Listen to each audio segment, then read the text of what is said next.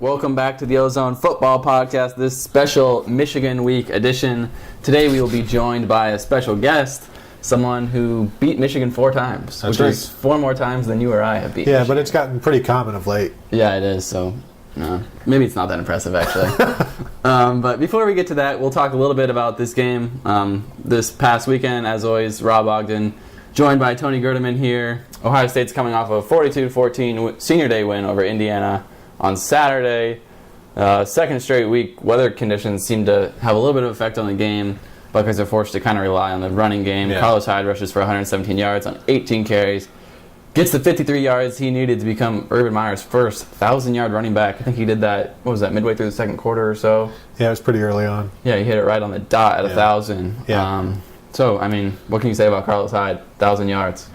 Yeah, and he hasn't carried the ball much. That's been the most impressive thing. I wonder what happens, what this offense looks like when he has to carry it 30 times, either maybe this week or next. Yeah. And how he does. And, you haven't seen them just put everything on his shoulders necessarily yet, like, they have with past running backs. Beanie Wells had, 39 carries for 222 yards back, against Michigan one year. So I wonder if, maybe we'll see that eventually. Is the difference that they don't need to put it on Carlos Hyde's shoulders because there's so many other guys that can carry the load as well? Yeah, and the effectiveness with Braxton Miller, when he could pull off, 40-yard run here and a 37-yard run there, that's, those are 8 or 10 carries that don't have to go to a running back. Right. Braxton carried it 13 times. He had 144 yards net. I mean, is there going to be, against Michigan, we saw what Carlos did last year. They kind of relied on him then. But back then, they needed to rely on him. Are we going to see a game where Carlos Hyde gets up near 30 carries again for the rest of the season, or does that mean their offense isn't working like it should be? Yeah, I guess, Braxton was held in check on the ground last year against Michigan pretty well. Yeah. But he's so effective right now that you wonder how would a team contain them both. Because right now, they're focusing on Carlos Hyde, and Indiana held him in check pretty well, relatively well, but then that left Braxton to run free, and you can't. I don't think you can focus on one without the other hurting you. Yeah. Are you worried at all about the passing game? I mean, it was so effective for a few weeks there, and then is it just the weather? But Braxton's only completed he had 11 on Saturday. I think he had 13 the week before, but only 160 yards. Which it wasn't a terrible day or anything, but it just the completions, the numbers weren't there as they have been in the past. And Tom Herman said a couple weeks ago that he was a little bit off. Is it something Braxton's doing, or is it just because it was snowing? I think it's just November and the Big Ten. Yeah. If you have a running game that you can rely on, you don't need to pass the ball. And Indiana and Illinois don't have that, so they each throw it 50 times, in the last 2 weeks. But Ohio State doesn't have to do that because they can, run it at will. Right. But I think the interesting thing was that, Urban said Braxton Miller threw his best pass as a quarterback against Indiana. Yeah, and he said he had his best game rushing. Yeah, ever. So, despite the conditions, and he's obviously doing stuff that, the staff likes. But I don't think anybody thinks they're going to be able to rely on the run for the rest of the season. Right. Maybe against Michigan, yes. Maybe even against Michigan State. Who knows? I don't know. But I think the interesting thing, though, would be, they could probably get away with doing what they're doing against Michigan. But Michigan State will be a controlled environment, weather. So, it'll be just like September or October out there. So we agree at some point they're going to have to get back to airing it out like they were earlier on in the season. A lot of that success can be running can be traced to the offensive line. 4 seniors play their final home game in Columbus. How much is that going to hurt to lose those 4 guys next year? And really, how big of a part of this team are they? It's huge. You're going to lose 4 guys who have started for, their combined starts are ridiculous. And, any one of those losses would be difficult to replace. But now, you're going to have to find a left tackle, which, is like perhaps the most important aspect of the offensive line. Then the entire interior. You look at the Michigan struggles this year. Yeah. A lot of it is because of 3 new starters on the interior. Yeah. Now, obviously, Ohio State would hope to have better quality than what Michigan has. But, that's a lot to replace. Does Taylor Decker go over to the left tackle? That's what I'm assuming he does. Yeah. And so then you've just got to, find 4 guys to the right of him. Against Illinois when Muhort was out, Meyer said it was devastating. That's just one guy. Yeah. He's the best, but it's just one guy. Add Lindsley, Norwell, and Hall to that list. Yeah. The good thing, I think, is that they've gotten some interior guys a lot of time this year. Elfline has played a lot. Yeah, that's true. And Jacoby Bourne has played a lot. And you would expect those two to be, Elfline will be at a guard, Bourne will be the starting center. And so, Decker at one tackle. So you've got two spots that you're not really sure of yet. So, I mean, that's better than being completely unsure of 4 spots, I think. Is there any debate that the offensive line is by far the best unit on the team? Okay. There's some pretty good units on offense, though. The quarterback's a pretty good unit. That's true. But I don't think none of this would be happening without that offensive line. So It's hard to compare. Too. Yeah. If you're ranking units. I mean, what would Cardale Jones, what would the record be if he was starting this year with that offensive line? He'd have a winning record. Sure. But without that offensive line, the poor guy would be in a hospital. That's true. So I think they might be the most important because there's a bunch of running backs that could run the ball here. Yeah. Defensively, Ryan Shazier played out of his mind. He had 20 tackles, 5 tackles for loss, a sack, forced fumble. Mm-hmm. It was the first 20-tackle performance by an Ohio State player since A.J. Hawk did so in 2004. I was surprised 16 solo tackles and 5 tackles for loss tied school records. Yeah. Yeah, just an insane game for him. It's kind of interesting. His numbers since he's been wearing number 2, which Christian Bryant said he's been playing better since he's wearing because he's been playing for both of us. 72 tackles. This is 6 games going back to after the Wisconsin game. 13.5 tackles for loss, 5.5 sacks, 2 forced fumbles. Pretty incredible if you think about it. Yeah, no interceptions. Just maybe he adopted Christian Bryant's hands as well as his jersey number. Yeah, that could be. How confident are you though that Saturday's game was Shazier's last in the Horseshoe? Pretty confident. You're seeing him pop up on a lot of mock drafts now, and yeah, he's sort of like last year. He finishes so strong. And he's doing it again this year. I don't know what else he has to prove. He's not going to get any heavier. You don't want him any heavier. He's not going to get any bigger. He's going to be as fast as he ever is. And I think he's sort of done all he can at Ohio State. You don't think they'd want to beef him up a little bit for the NFL? I think they will once he gets there. Yeah, but he's 235. You look at a guy like what they did with A.J. Hawk. They beefed him up too much. He became a lesser player. That's true. The thing with Shazier is he said that he can get up to 250 and be as fast as he is now. I don't know. If that's the case, they're going to want him up there. Even at 250, if he's slower, he's still going to be fast as hell. Yeah, but he said he can be just as fast. Well, we'll see.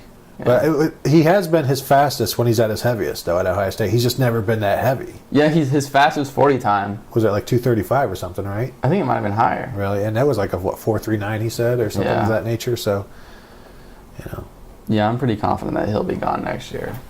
While we're on the subject, we can throw in Braxton Miller's name, just for speculation. Thoughts on that? I wonder how much this struggles, if we can call them that, in this weather has altered or, affected his decision, because you're going to get a lot of this in the NFL, depending on where you go. It's going to be like this for, 6 or 8 weeks of the season. Right. And even worse if you go further in the season. So I think nobody thinks he's ready, but that doesn't really mean that you still go. We know, especially from basketball, that doesn't mean that. No, I expect him to be back, don't you? I don't think he's ready. There's no doubt about that. I know John Prentice, our esteemed editor, thinks he's good as gone. Yeah. I think the thing that he's concerned with about that is that he thinks that Braxton is worried about re-injuring himself and then blowing his shot at a professional career. Because he's has had such a troubled past with the injuries during his college career that maybe if he has a chance to go pro, he might do it. But did you see any injury concern against Indiana, the way he was flying around? No, I didn't see any lingering injury effects, if that's what you mean. No, but he didn't seem to be worried about getting hurt, is what I'm saying. Oh, no, he didn't. I mean, the way he landed on his head. Yeah. So that's true. But, yeah, who knows? But like I said, I don't think he's ready. It's a tough lure, obviously, because, you're guaranteed to be set for life, even if you play a few years and you're smart with it, if you're drafted high enough. But he could set his family up for life, with one more year being a first-rounder as opposed to being a fourth-rounder, Yeah, if that. I mean, and especially we go always talk about all of the quarterbacks in this draft that could potentially come out. So many. I mean, there's so many quarterbacks in this draft that, I mean, I could probably name 10 right now that'd be drafted exactly. that everybody would have on their board ahead of Braxton. So, I mean, I think everyone's in agreement that this might not be the best year for him to come out, but that's not necessarily. I'm sure all of the Ohio State fans would have said the same about B.J. Mullins. And well, and then we go back to the offensive line. Would you want to come back to an all new offensive line? See, man, that goes back to the injury concern. Yeah, well, there you go. Yeah, he might not be worried about it now, but obviously you'd have to be worried about it with 4 new starters on the line. I think it's a possibility he goes. I don't think it's a for sure thing. Yeah, no, I agree with you. It'd be a possibility. I mean, what percent are you putting on it? Like, are you going like 60-40 he stays? I'll probably go 65-35 he stays. 65-35. Yeah. All right. What else do we want to talk about? The win streak, 23 in a row. Pretty remarkable. That's what, Urban's third 20-game streak. I think he's now 24-0 if you count. Well, not 24-0, but he's won 24 straight if you count his last game going back to Florida, which is pretty incredible. How long can they keep this going? Well, who do they open up with next year? Is that Virginia Tech? But I guess, you still got 3 games this year. I think everybody expects them to beat Michigan, but you're going to see a lot of people thinking Michigan State is the trendy pick, and I think they could definitely trip up against Michigan State. You look at all the teams out there. You look at Oregon against Arizona, gets blown out. It only takes a few days of poor preparation to lose a game that you had no idea you were going to lose. Oregon didn't want to. I mean, I think they quit. They're a better team than that. They didn't want to be. Mm-hmm. I mean, after they were out of the national championship picture, I think they quit. So you're like, if they had beaten Stanford, then they would roll through Arizona, pretty much. I think they would have. I think they're obviously a much better. They're not what they lose 40 to something. Yeah. 40 to. I mean, they're not that bad. Right. I think they quit. I mean, they don't want to go to the Rose Bowl, and now they're not going to the Rose Bowl. So, but I think they quit. Getting back to Ohio State though, Michigan this week, we got a little injury update. Myers said both the Grants are expected to be back. Duran Grant. He left Saturday's game midway through. About precautionary reasons is what Meyer called it. Curtis Grant, linebacker, could have played. He was held out for the second straight week. He has a ankle injury, but Meyer said he'll be good to go Saturday. So that's good news for them. And getting onto the BCS a little bit, Ohio State's still number 3. Third consecutive week now, I believe, after Oregon lost. Right. Third consecutive week. Alabama and Florida State, number 1.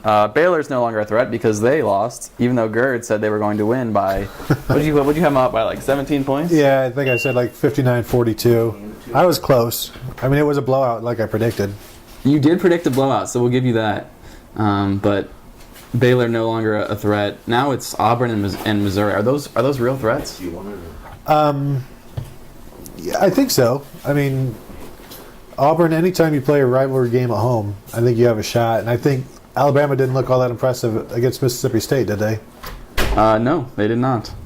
And Auburn's had 2 weeks to prepare. Yeah, and, Alabama may have been looking ahead, but Mississippi State's no good. How far ahead could you be looking to struggle like that against Mississippi State? And Mississippi State gave away some points. So yeah.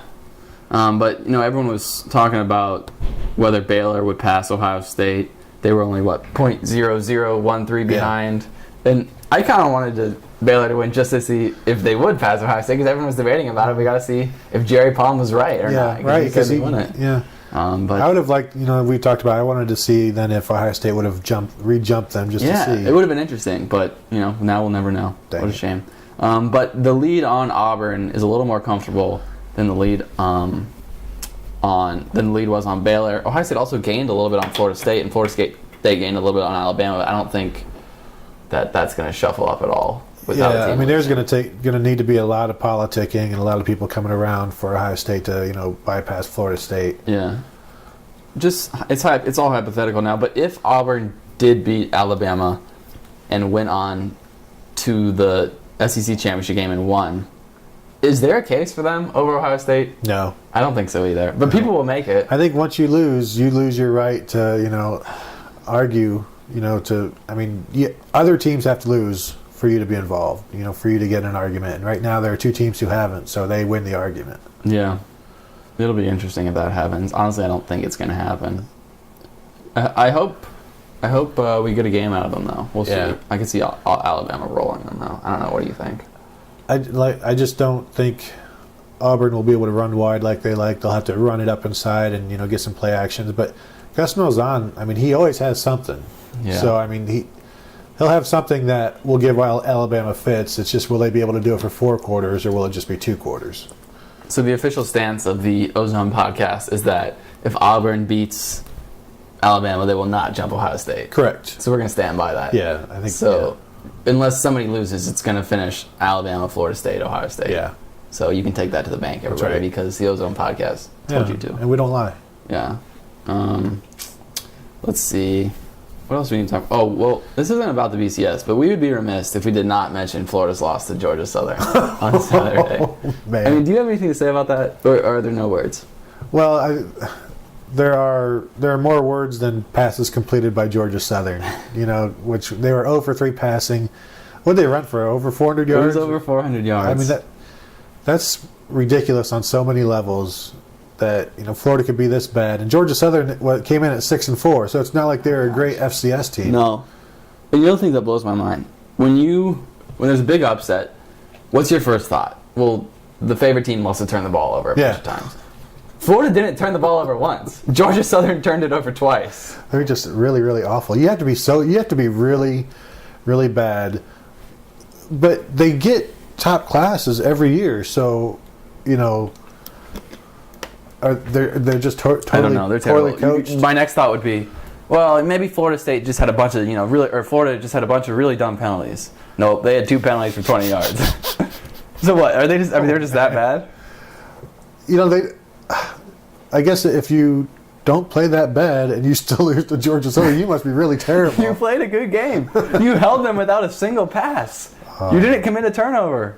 You had 2 penalties. That's a good game, and you still lost to Georgia Southern. Smart Gators, but just not very good. Just dumb. Are you surprised that Muschamp is still the coach of Florida? I am. I thought he would get fired that night. 3 days later? Yeah, and instead, he's gotten the vote of confidence, and they'll give him 1 more year or whatever. But how can you? I'm sure they don't want to just keep churning through coaches, but what kind of faith can you have in a performance like that? Yeah. I don't know. That's embarrassing. It is. Yeah. Can he save his job? Is that this week? That's this weekend, right? Yeah, it's in Gainesville, right? Florida State. Well, if he hasn't been fired by now, I think he can save his job this weekend. Well, if he hasn't been fired by now, I don't think he's going to be fired. Yeah, that's probably true. Especially if the USC job is open. Do they want to compete with with that? Texas maybe. Yeah.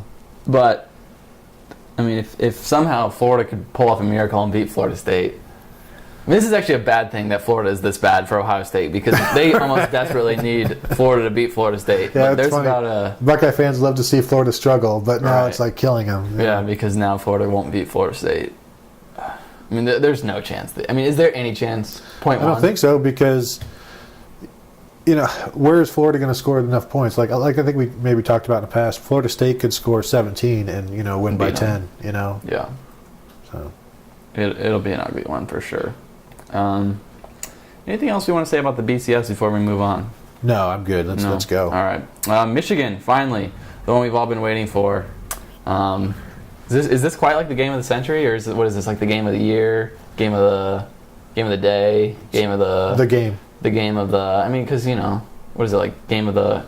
It's not even the game of the city in Ann Arbor. There's probably a better game going on in at some high school with the way Michigan's playing right now.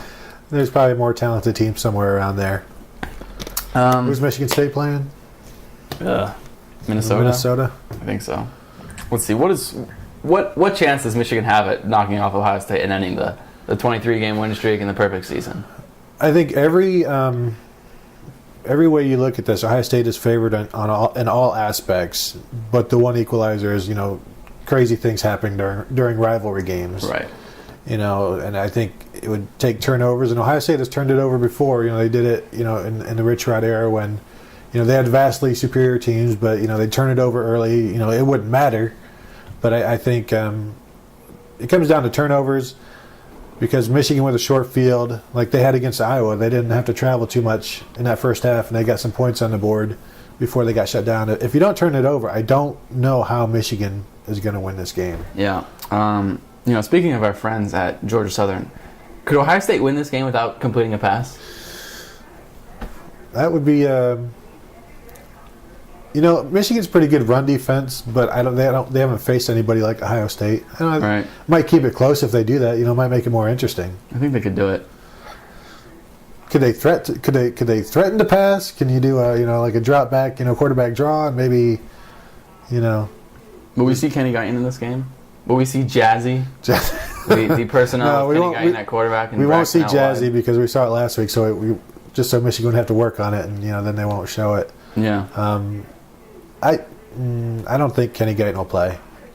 Just because this game was close last year. Michigan led at the half. And I don't think they should have. Yeah.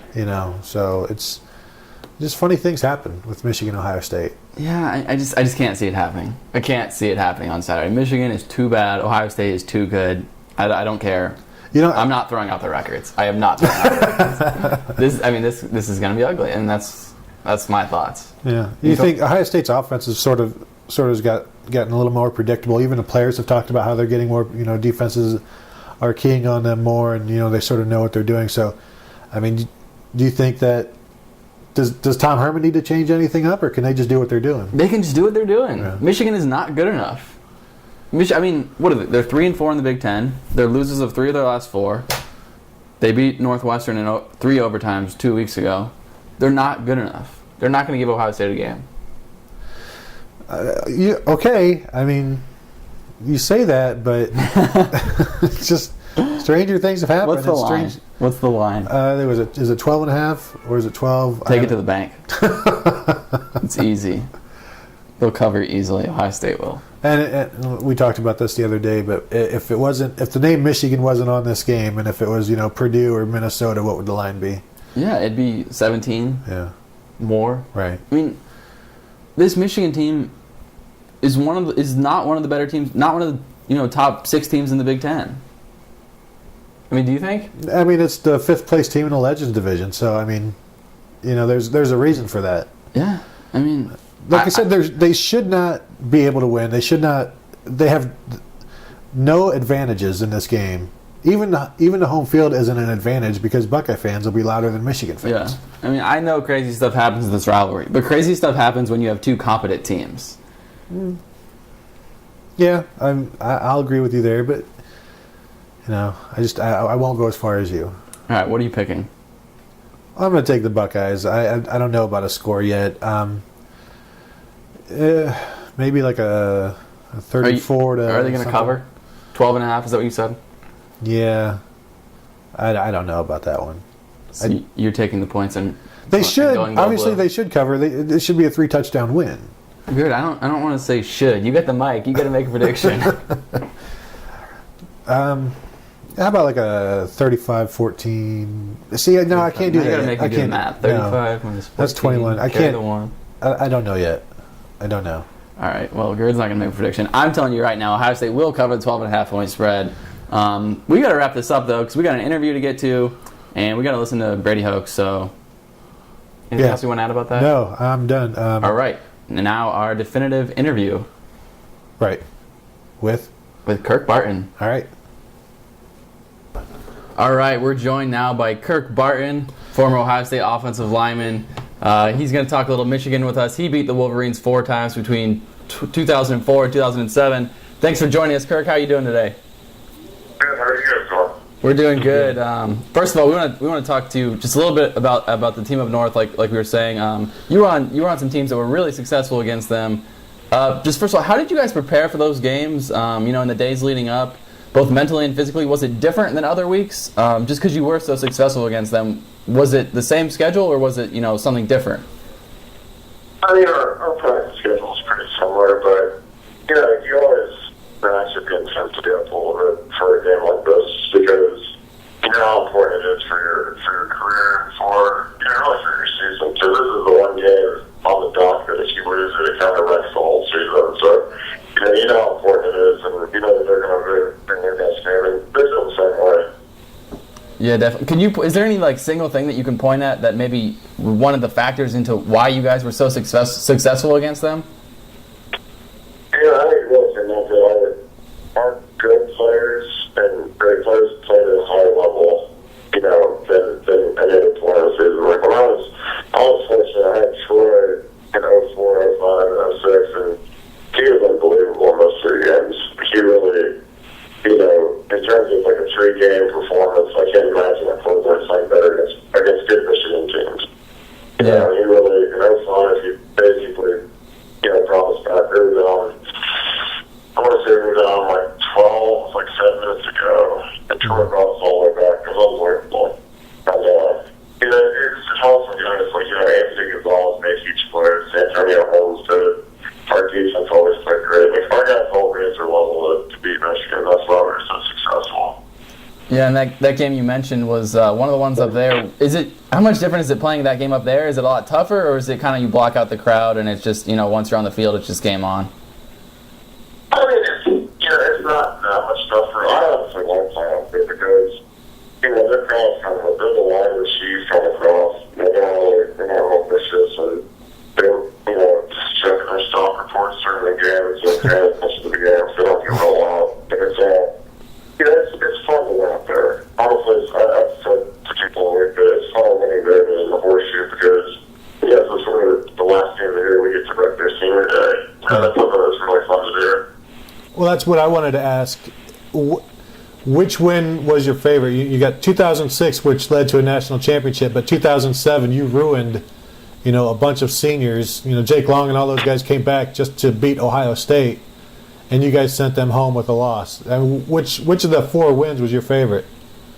The 07 game for sure. And that was something else. The senior year game is what I probably remember the most. Yeah. Just because it's your last crack down, and if you don't win that one, then for the rest of your life you won't have a loss. It's something that is real important and we stress that. You don't want to go off the loss the rest of your career. It's kind of a bad way to go. And plus, we lost on senior day, and we lost to Illinois, which was terrible. And it was just like a nice retribution since our senior day got written. We got to, I'd rather wreck their senior day and enjoy mine. It kind of made my whole year. Yeah, you didn't have much experience losing to them, but the year you did redshirt in 2003, you guys lost. What was that like? How painful was that to lose to them? I know you only did it once, but this team did it in 2011, so it seems like some of them are still trying to, get maybe a little bit of revenge for that game. What was that like? Yeah, well, it's weird on your redshirt because you don't travel. So it's kind of like you're almost kind of like a fan, like you're a fan that's on the team. And it sucks, but when you're not on the trip, you don't like to see the passion the guys go through after the game. It's all like obviously it's terrible for the program because we were in the hunt for the national championship that year, and we ended up losing up there, and we ended up having it was stressful. But it sucks. Like it was literally when I used to play, it was the week before Thanksgiving, so it went through Thanksgiving. It went through Christmas, because when you go home, everybody wants to know what happened, good or bad. And I could imagine facing people in the bad sense of finding out playing and lost. Like, it would have just been awful, to be honest. And then I said something to everyone that you don't want to go to the city during Christmas season. It was a loss to Michigan because the city's already brutal. And it's like, listen to those guys, it's just as bad as it can get. Now, when I was at Ohio State, when I was in school, Michigan Week for me changed because, number one, we didn't go to class, we stayed up late and partied. So I'm assuming, is that the same, was that the same for you? Oh, you mean for our students? Yeah. Well, no, for you personally. In school, it's a real practice semester, so you can't get too crazy. I usually walk around bare legs. I'm not gonna lie. So I walk bare legs, I just walk around because honestly, I thought that was the coolest thing that I've seen at Ohio State. Is how crazy our students were and how much they really cared about that game. Not really too corny, but it's kind of inspiring. You see all these people, they're singing the "Don't Give a Damn" about Michigan song. It's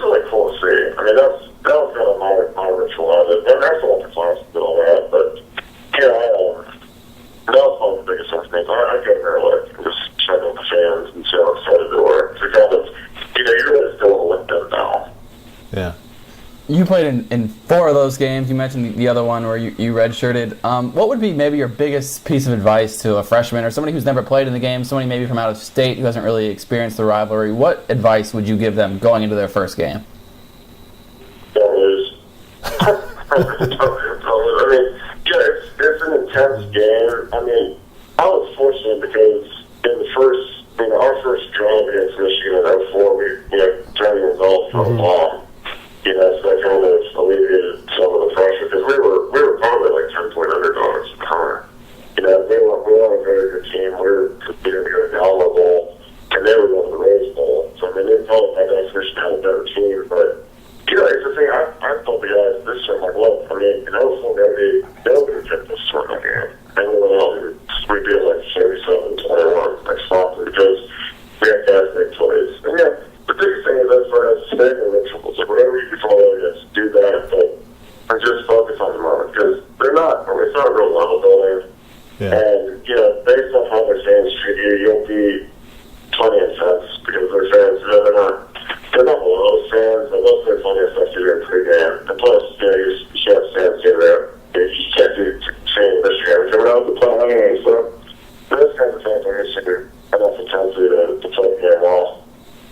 So obviously we know Tressel was good at beating them. What about Urban, though? I mean, we know you spent some time on his staff. You're familiar with him. Give us some insight into him. What is he like on a game day, maybe especially a Michigan game day? What's he like leading up to this week? How intense is he? How is he trying to get those guys prepared? He's really awesome. He's always an intense guy. I mean, there's lots of intense personal in our lives, but Michigan, he really gets Brian, which is why we're fortunate we have him. He's never liked Michigan. He's always hated Michigan. He doesn't say Michigan other than to slip up with the press conference. Yeah, but, right. He really, he'll be inside out on the players, the coaches. I mean, he'll grab those guys to make sure they're ready to go. Because he has some stake, and he knows that, his legacy, he can't. Like, the worst thing that can happen to that, I told the guys this too, I was like, look, you guys have a nice winning streak on, but if you lose this far, then the streak is null and void. I mean, nobody's going to care about that streak. You guys lose this guy. This is not important. Like, that's my that's it. He's an intense dude, but I mean, those guys are going to play, make the game plan, and grind it. And I feel good about it. That's the thing. That's like easy with Coach Miller being the head coach of Ohio State. I never feel like the team's going to out-prepare us or over-work us or really on anything else, just because I know how hard he works and the type of program he runs. So speaking of Urban, Carlos Hyde became his first 1,000-yard running back on Saturday. You blocked for 3 1,000-yard seasons, twice Antonio Pittman, once Beanie Wells during your career. How much of that credit should go to the offensive line? I'd say it's a fair amount. Just because, running back from Lincoln's versatility, the playing time of the offensive line is a tough experience. So if you look at Grace Jones, Drew plays behind the Jacksonville Jaguars more, and he can't get any yards because he gets hit in the backfield. Or Carlos, I think Carlos is really a special back, but he also gets 4 really, really good seniors and a really good sophomore blocker for him. And those are guys they're tough. They don't miss games. They don't miss practices. They don't miss any reps. They really care. They really want to be really good players. And you kind of see come to fruition, like when you watch a season like this. And then you got a kid like Carlos who had some adversity, wasn't handed a spot because he still beat out Ezekiel, who I think is going to be a special player. Jordan Hall through 3 games arguably could have been an all Big Ten candidate based on his numbers. And then, Carlos came back. He's really, he really runs hard. He knows that those kind of attitude of the team is that we want power teams or we want to run the ball, or we're not like a shot from the red team. Like we're a physical downhill running team. And the funny thing about the turn off first class, all I have is off their back is, there's so many years in a row where he led the SEC in rushing hour, but he just had 7 guys carry the ball. Yeah. Instead of 1. Yeah, guys get like 900 yards, 800. I always find that it's like a silly stat that a lot of the opposing teams would use against us for recruiting. They said that we've never had a South American back. I'm like, they're going to throw like 3,000 yards in Florida against like Alabama and LSU. It's a great scheme. Well, you can't downplay Chris Myers. It's good How hard is it going to be to replace 4 of those guys when they leave next year off the offensive line? Yeah, it'll be hard, but I think we've got capable guys. Honestly, Coach Leonard's a really good coach. Mickey Moran is special development players, but I think Taylor is going to be a really good player before he leaves. He's already starting that trajectory. I think Paul Klein will be the next guy. I think he'll be a special player as well. And then the other 3 spots, we're recruiting some JUCOs, we've got some freshmen, we've got some redshirt freshmen. Those spots are going to pretty much go for grabs. And it'll be nice because, when you have that many open spots and that many guys competing for them, but sometimes those guys will raise their level and want to play in the spot. So, it's going to be an interesting spring of and winning for those guys through their conditioning or through spring ball to see how it rises to the top. You were part of a 19-game winning streak from 2005-2006. The current team's up to 23 straight games now, a school record. What goes into a winning streak like that? How hard is it to stay focused and make sure you don't trip up, from week to week? Yeah, it's hard.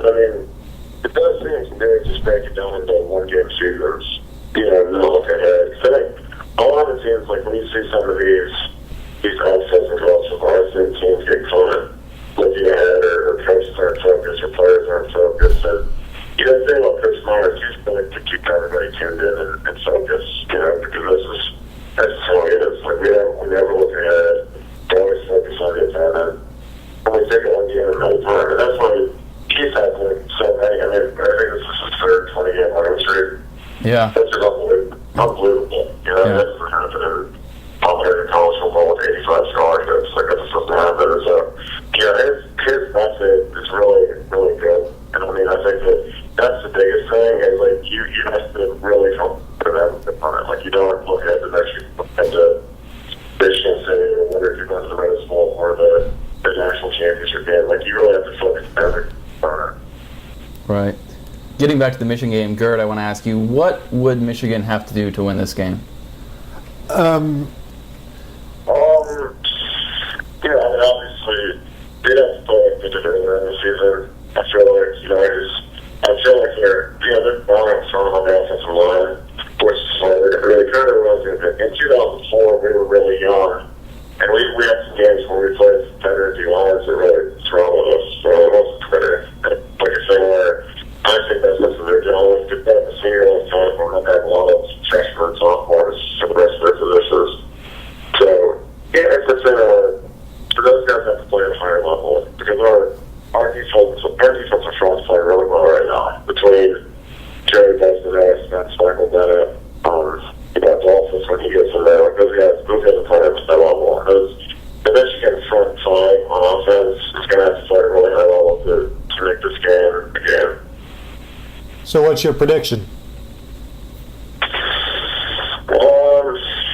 Some predictions. I'd say probably like 38-14. Ohio State or Michigan? Ohio State, for sure. Just being clear. Yeah, that's fine. Anything else you want to add about this, Gerd?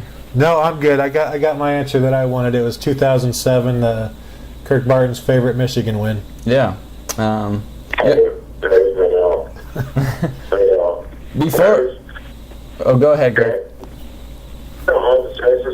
Your last one was special. I really tried to, kind of get that through the heads of the seniors. We had a great senior club, so we're really fortunate.